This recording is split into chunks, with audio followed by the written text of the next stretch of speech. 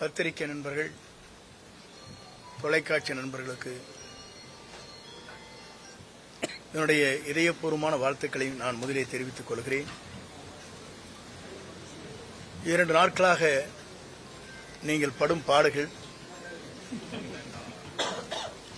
எவ்வளவு கஷ்டத்தோடு உங்கள் பயணங்களை மேற்கொண்டிருக்கிறீர்கள் என்பதை நான் கண்கூடாக பார்த்து, எவ்வளவு இடர்பாடுகளுக்கு இடையில் என்னை பின்தொடர்ந்து வருவது எவ்வளவு கடினம் என்பதையும் தெரிந்து என்னை பல வகையிலே துரத்தி நீங்கள் பிடித்தீர்கள் என்பது எனக்கு தெரியும். அப்படி உழைக்கக்கூடியவர் நீங்கள். உங்களுக்கு வாழ்த்து சொல்வது மட்டுமல்ல, நீங்கள் எல்லோரும் நீண்ட நாட்கள் இறைவன் அருளால் எல்லா சிறப்புகளும் பெற வேண்டும் என்ற வாழ்த்துக்களை நான் முதலே தெரிவித்துக் கொள்கிறேன். தொலைக்காட்சியிலே பணியாற்றுகிற நண்பர்கள்,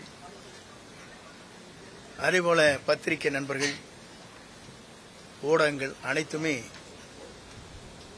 ஒவ்வொருவருக்கொரு போட்டி போட்டுக்கொண்டு கடுமையாக உழைத்து அவர் பணியாற்றுகிற அந்த நிறுவனத்திற்கு நற்பெயரை கொண்டு வர வேண்டும் என்பதற்கு நீங்கள் உழைப்பென்பது சாலச் சிறந்ததாக மட்டுமல்ல, எல்லோரும் போற்றுகின்ற அளவிற்கு உங்கள் பணிகள் அமைந்திருக்கிறது. அதற்காக எல்லோருடைய சார்பாக என்னுடைய வாழ்த்துக்களையும் பாராட்டுகளையும் நான் தெரிவித்துக் கொள்கிறேன். இன்று அனைத்து இந்திய அண்ணா திராவிட முன்னேற்றக் கழகத்தில் புரட்சித் தலைவரால் நான் அடையாளம் காட்டப்பட்டவன். 1972 இந்த இயக்கம் துவங்குகிற போது தலைவருக்கு பின்னாலே அணிவகுக்கின்ற தொண்டர்களில் நானும் ஒருவன். புரட்சித் தலைவரால் ஈர்க்கப்பட்டு 75 பொதுக்குழு கோவையிலே பிரசிடென்ட் ஹாலிலே நடைபெறுகிற போது அதற்கு முழு பொறுப்பையும் அண்ணன் அரங்கநாயகம், மணிமாறன் என்னிடத்திலே ஒப்படைத்தார்கள். அந்த பணிகளை தலைவர் பாராட்டுகின்ற அளவிற்கு அந்த பணிகளை நாங்கள் முடித்து அவர் இருக்கின்ற சத்யா ஸ்டுடியோவிலே சந்திக்கின்ற போது அவர் என்னை கட்டிப்பிடித்து தழுவி, ஒரு இளைஞராக இருக்கிற நீங்கள் இந்த பணிகளை ஆற்றியிருக்கிறீர்கள், நான் பாராட்டுகிறேன் என்று பாராட்டினார். அப்போதெல்லாம் எதிர்க்கட்சியை சார்ந்தவர்கள் சொன்னார்கள், இந்த கட்சி 100 நாட்கள் கூட நடக்காது, 100 நாட்களிலே 100 நாள் படம் என்று சொல்வார்களே, அதை போல மறைந்துவிடும் என்று சொன்னார்கள். ஆனால் பேரறிஞர் அண்ணா அவர்களால் பாராட்டப்பட்டவர் புரட்சித் தலைவர். அண்ணா அவர் சொல்கிற போது, இந்த இயக்கம் இன்றைக்கு வெற்றி பெற்றிருக்கிறது, என்னை நீங்கள் காண வந்திருக்கிறீர்கள் நான் முதலமைச்சர் என்ற முறையில் என்று சொல்லி, என்னை வெற்றி வைத்தவர் குண்டடி விட்டு கிடக்கிறார், அவரை பார்த்துவிட்டு வாருங்கள் என்று அண்ணாவால் அடையாளம் காட்டப்பட்டுள்ள பாராட்டுதலை பெற்றவர் புரட்சித் தலைவர். அவர் தன்னுடைய காலத்திலிருந்து அவருடைய பணிகள் என்பது 3 முறை தமிழ்நாட்டில் முதலமைச்சராக அருகிலே அமர்ந்தார். 10,000 மைலுக்கு அப்பாலே சிகிச்சை பெறுகிற போது, தமிழ்நாட்டிலே கால் வைக்கிற போது அவர்தான் தமிழ்நாட்டின் நிரந்தர முதலமைச்சர் என்ற வரலாற்றை படைத்தார். அந்த தலைவர் மறைந்ததற்கு பிறகு இயக்கம் 2 கூறுகளாக போகிற போதுதான் 1987 புரட்சித் தலைவர் அம்மாவுடைய வழியிலே நான் பயணத்தை மேற்கொண்டேன். புரட்சித் தலைவர் அம்மா அவர்களும் அவருடைய சுற்றுப்பயணமாக இருந்தாலும் சரி, பல்வேறு ஆலோசனைகள் கேட்கின்ற போது பல்வேறு நண்பர்களோடு நானும் இணைந்து அந்த பணிகளை நான் மேற்கொண்டிருக்கிறேன். புரட்சித் தலைவரால் பாராட்டுதலை பெற்றிருக்கிறேன். எம்மையுமே தன்னுடைய தலையிலே விழுகிறது என்றாலும் கூட சறுக்காமல் வழுக்காமல் இந்த இயக்கத்திற்காகவும் எனக்காகவும் தன்னை அர்ப்பணித்தவர் என்று ஒரு பெரிய கேசட்டை உங்களுக்கு தெரியும். என்னுடைய திருமணத்திலே மட்டுமல்ல, திருச்சியில் நடைபெற்ற நிகழ்ச்சியில் கூட அந்த அளவுக்கு பாராட்டினார். ஆனால் இன்றைக்கு இருக்கிற நிலைகள் வேறு. இன்றைக்கு நான் அதை சொல்வதற்கு காரணம், புரட்சித் தலைவர் அம்மா மறைவுக்கு பிறகு ஆட்சி நடத்தினோம். நடத்தியதற்கு பிறகு காலச்சூழல்களில் பல்வேறு கூறுகளாக 3 கூறுகளாக இயக்கம் பிரிந்தது. நாங்கள் அனைவரும் ஒன்றாக இணைய வேண்டும் என்ற நோக்கத்தோடு தான் நாங்கள் எல்லோரும் அந்த கருத்துக்களை வலியுறுத்தினோம்.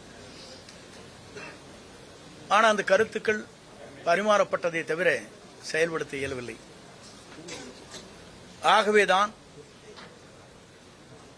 இன்றைய சூழ்நிலையில் ஒரே ஒரு கருத்தை நான் சொல்ல விரும்புகிறேன். நான் என்று ஒருவன் நினைத்தால் ஆண்டவன் தான் என்று கண்டித்து விடுவார், பார்த்துக் கொள்வார். ஆண்டவன் தான் என்று பார்த்துக் கொள்வார்.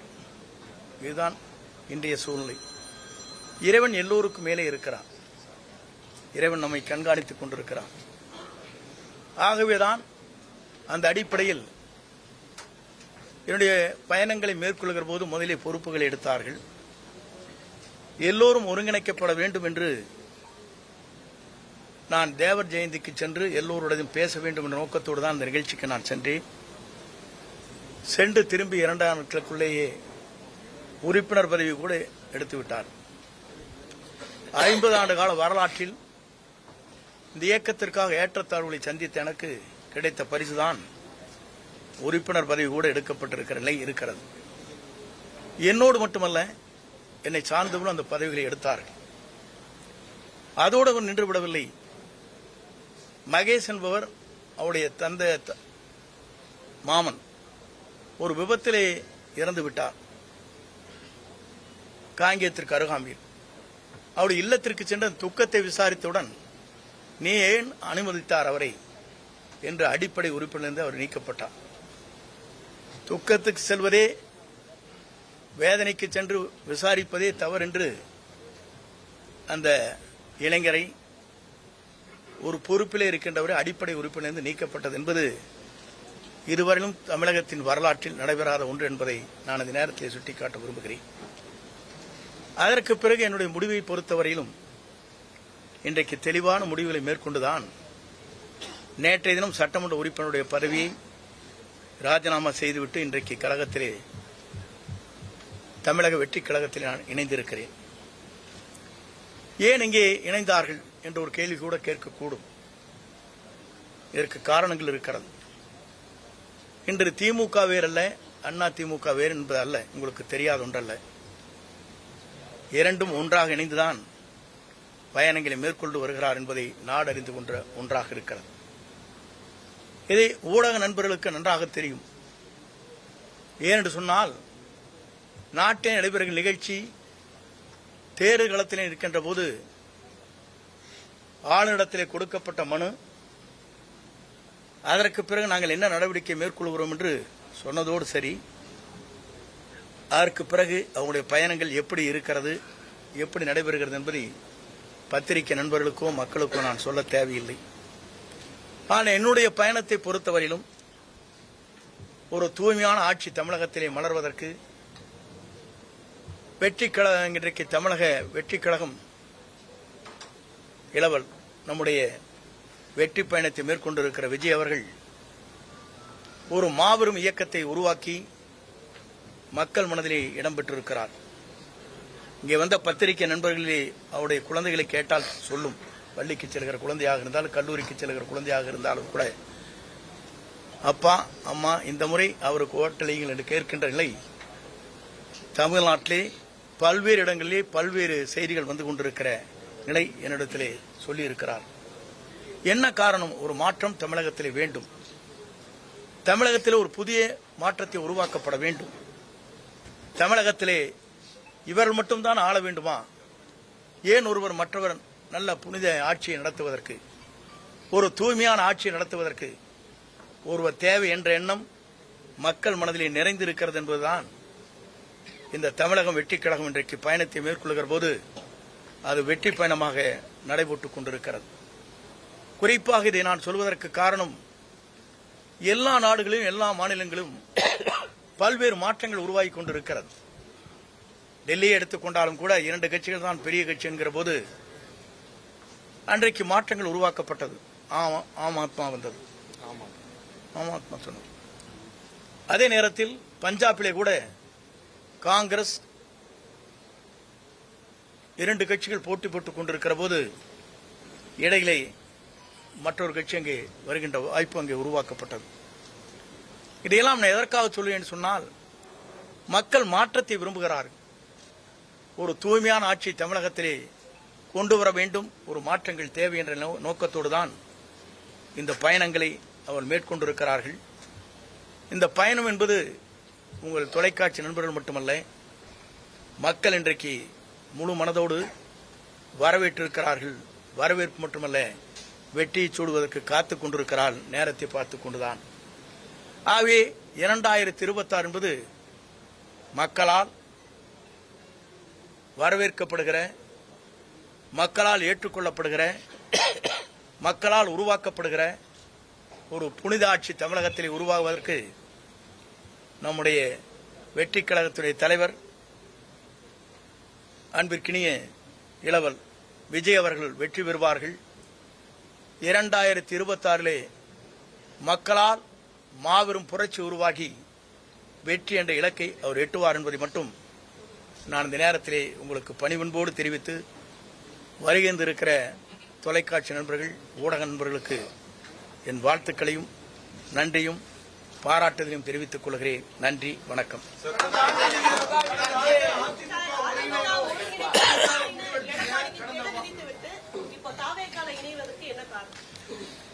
ஒருங்கிணைக்க வேண்டும் என்று கெடு விதிக்கவில்லை. நீங்கள் நன்றாக இந்த நான் பேசிய பேச்சுக்களை நீங்கள் கேட்டிருக்க வேண்டும். இதனை கேட்காதே நீங்களாக போட்டுவிட்டு ஹெட்லைன் போட்டுவிட்டு 5 நாட்கள் தான் அவகாசம் கொடுத்திருக்கிறார் என்று சொன்னீர்கள். அதில் முழுமையாக நீங்கள் பார்க்க வேண்டும். அப்போது தொலைக்காட்சி நண்பர் கேட்டார், 5 நாட்களுக்குள்ளே முடிக்க வேண்டுமா என்று கேட்டார். இல்லை, பேச்சுவார்த்தை துவங்க வேண்டும். 1 மாதமோ 1.5 மாத காலமோ எடுத்துக் கொள்ளுங்கள். அதில் யாரை சேர்த்தலாம், சேர்த்த வேண்டும் என்பது பொதுச் செயலாளர் முடிவு செய்யட்டும் என்று தெளிவாக சொல்லியிருக்கேன். நான் நீங்க பார்த்திருப்பீங்க நினைக்கிறேன். ஆனால் கெடு என்று போட வைத்ததே அவர்தான். முதலில் தெரிந்து கொள்ள வேண்டும். என்னை வெளியேற்ற வேண்டும் நோக்கத்தோடு தான் அதை சரியான மொழி காயை நகர்த்தி விட்டார். இதுதான் உண்மை. தொலைக்காட்சியில் நான் பேசியது நீங்கள் இன்றைக்கு வேண்டுமானால் போட்டு தெரிந்து கொள்ளலாம்.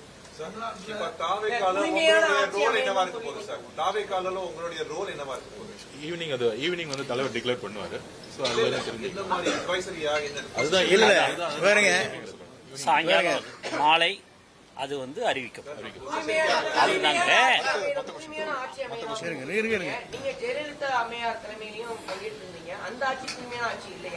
இல்ல நான் இல்ல இருக்கிறேங்க.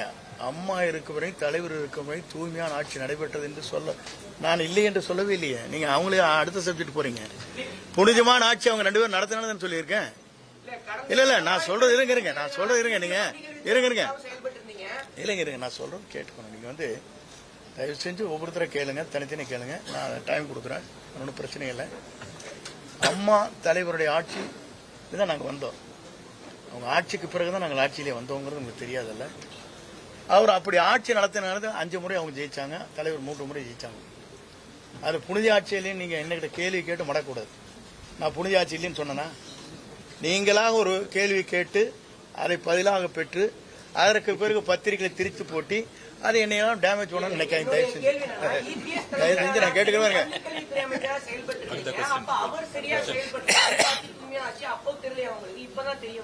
இல்ல நீங்க அதுக்கு முன்னாலேயே நான் ஒரே ஒரு கேள்விக்கு தான் பதில் சொன்னேன். தூய்மையான ஆட்சி இருக்கிறதா இல்லையா என்பதற்கு கவர்னரிடத்திலே மனு கொடுத்தவர் யார்? நான் கொடுக்கல. யார் கொடுத்த? எதிர்கட்சி கொடுத்தாங்களா இல்லையா? அப்படி எதை கேட்கறீங்க? நீதிமன்றம் சொல்லியிருக்கு அம்மையார் ஜெயலலிதா அவர்கள் ஏமன் குற்றவாளி அப்படின்னு. அப்படி இருக்கும்போது அவரை எப்படி தமிழக வெற்றி கழகத்தில் இணைச்சுக்கிட்டீங்க? ஊழல் ஆட்சி அமையும் சொன்னீங்க. அது சார் இல்ல ஒரே ஒரு காட்சி இருங்க. நீங்க சொல்லிட்டீங்களே, நீங்க குறுக்கேள்வி கேட்கறா எனக்கு நல்லா தெரியும். நான் சொல்லிடுறேன் உங்களுக்கு பதில். தயவு செஞ்சு உங்களுக்கு சொல்லிடுறேன். எப்படின்னா, அம்மா மீது கூற்றப்பட்டிருக்கிற குற்றச்சாட்டு வேறு, அவர் தூய்மையானவர் என்பது வழக்கு மன்றத்திலே நீங்கள் சொல்வது வேறு, அவர் நடந்து கொண்ட முறைகள் வேறு. ஒரு வழக்கை ஜோடிக்கிற போது எப்படி வேண்டுமானாலும் ஜோடிக்கலாம். உங்க வேலை ஜோடிக்கணும்னு நினைச்சேன்னா ஒரு அரசாங்கம் நினைச்சா என்ன வேணும் பண்ணிடலாம். பண்ண முடியாது. இல்ல இல்ல இல்ல அரசியல நீர் இருங்க, நான் சொல்லிடுறேங்க. நான் சொல்றது கேட்டு முடியுங்களா? ஒரு ஒரு செட்டன் இது பண்றது யார் பேர்ல வேணாலும் ஒரு எஸ்டிமேட் போடுறீங்க. யார் போடுறான்? இந்த பில்டிங்கோட வேல்யூ என்னன்னு போட்டா அவங்களுக்கு வந்து வேல்யூ குறைவா போட்டிருப்பாங்க. அவங்களுக்கு வேண்டிய நண்பர்கள் இருப்பாங்க, அவங்க வந்து வேல்யூஷன் போடுவாங்க. பிடபிள்யூ ஒரு வேல்யூஷன் என்ன போடுவாங்க உங்களுக்கு தெரியாதா? உங்க நண்பர் வந்து உங்களுக்கு வந்து 100 செங்கல் அனுப்பிச்சா ஒரு நண்பர், ஒரு 100 மூட்டை சிமெண்ட் அனுப்பிச்சு உங்களுக்கு அதெல்லாம் எஸ்டிமேட்ல வருமா? ஒரு வேல்யூஷன் போடுறது பிடபிள்யூங்க. ஆனால் கன்ஸ்ட்ரக்ஷன் செய்யறது வந்து அவங்க வந்து குறைந்த விலையில் செய்ய முடியும். இப்போ நீங்கள் நிறைய தெரியும், பிடபிள்யூங்கிறது வந்து தனிப்பட்ட முறையில் பூஸ்ட் பண்ணி ஒரு கவர்மெண்ட்டுக்கு இவ்வளோ ரூபா எஸ்டிமேட் போடலான்னு சொல்லுவாங்க. பார்த்துருக்கீங்களா இல்லையா? வருஷம் 10% இன்க்ரீஸ் பண்ணுவாங்க. கேள்விப்பட்டிருக்கீங்களா இல்லையா? சொல்லுங்க.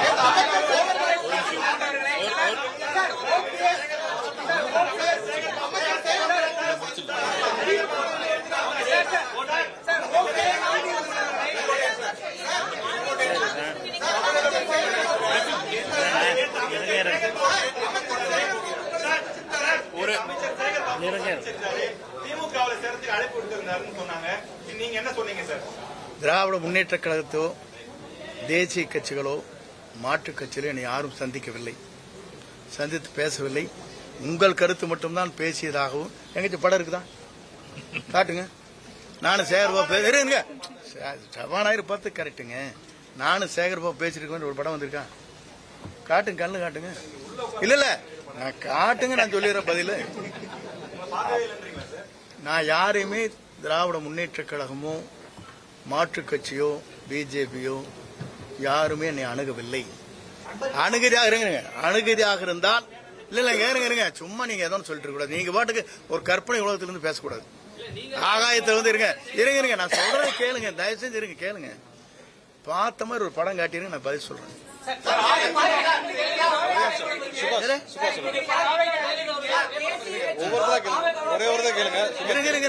பாருங்க, நீங்க என்ன சொல்றீங்கன்னா இது ஜனநாயக கட்சி, யாரை வேண்டுமானாலும் தங்களுடைய விருப்பப்பட்டவர்களையும் படத்தை வைத்துக் கொள்வதில் ஆட்சேபனையே கிடையாது. நான் படத்தை வைக்காத மாத்தி போட்டோம், இன்னைக்கே மாறிட்டியே டபுள் அடிக்கிறியான்னு கேட்பேன். நீ இதையும் சொல்லுவேன், நீ அதையும் சொல்லுவ. இருங்க கம்மி கொஞ்ச நேரம் இருங்க, நான் பேசுகிறேன்.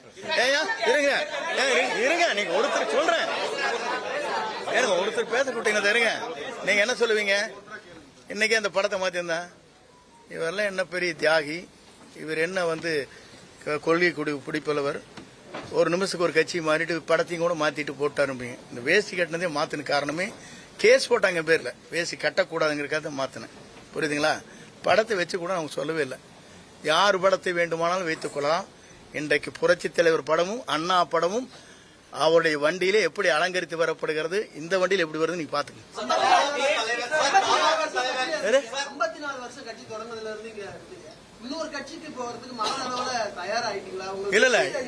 இல்ல நான் சொல்றது கேளுங்க.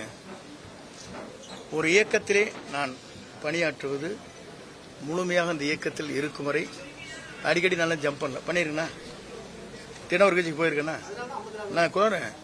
இன்னைக்கு வந்ததுக்கு காரணமே ஒரு புதியமான ஒரு மாற்றத்தை உருவாக்குவதற்கு ஒரு பயணத்தை மேற்கொண்டிருக்கிறார்கள். மக்கள் வரவேற்பு, மாபெரும் வரவேற்பு. நீங்க பாக்குறீங்க டிவிக்காரர்கள் என்ன சொல்றாங்க சேனல்ல, எங்களுக்கு என்ன வந்திருக்கு சொல்றாங்க, 1 கோடி பேர் பாக்குறாங்க எங்க சேனலை. நாங்க அதனாலதான் 10 சேனல் போட்டு இறங்குற இடத்துலயும் எடுக்கிறோம், நிக்கிற இடத்துலயும் எடுக்கிறோம், அங்கேயும் எடுக்க. நீங்க தானே சொல்றீங்க. எனக்கு சொன்ன ஒரு ஓனர் சொல்லியிருக்காரு, 4 ஓனர் கத்துக்கிறீங்களா இல்லையா? நாங்க அதுக்குத்தான் முடிக்க உங்களுக்கு படம் எடுத்துட்டு இருக்காரு அவரை அப்படிங்கிறாங்க. 10 சேனல் போடுறாங்க. யாராச்சும் போடுறாங்களா? இறங்குற இடத்துல எடுக்கிறீங்க, ஹெலிகாப்டர்ல எடுக்கிறீங்க, ஓடுற போதும் எடுக்கிறீங்க, அங்கே நிக்கிற போது எடுக்கிறீங்க, சுத்தி எதுக்காக எடுக்கிறீங்க? அப்போ வந்து மக்கள் வந்து வரவேற்கிறாங்க நோக்கம் தானே அது. இல்ல வெளிப்படைத்தன்மை இல்ல, வேற இருங்க வெளிப்படைத்தன்மை இல்லைன்னு சொன்னா டெல்லி எடுத்துக்க வேண்டியதானே? டெல்லியில் வெளிப்படைத்தன்மையோட வந்தது காருக்குள்ள, அதெல்லாம் எடுத்து காட்ட வேண்டியதானே?